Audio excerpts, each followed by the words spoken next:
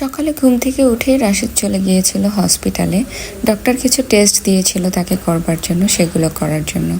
তার কিছুক্ষণ পরেই ইয়ারিকা ঘুম থেকে উঠল। ঘুম থেকে উঠেই দেখলাম ইয়ারিকা তার ঘাড় নাড়াতে পারছে না এবং ভীষণ ব্যথায় সে কান্না করছে। যদিও গতকালকে সে আমাকে জানিয়েছিল, মা আমার ঘাড়ে ব্যথা লাগছে। তখন আমি বলেছিলাম, বাবা তুমি একটু রেস্ট করো, ঘুমাও, ঠিক হয়ে যাবে।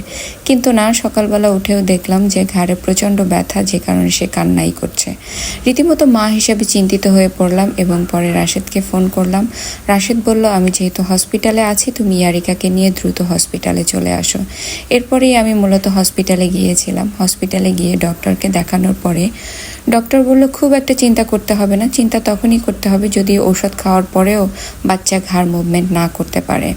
আর যদি মুভ করতে না পারে, অনেক বেশি কষ্ট হয়, ঘাড়টা যদি বাঁকা হয়ে থাকে, সেক্ষেত্রে থেরাপি করাতে হবে। আর যদি কিছুই না হয় তাহলে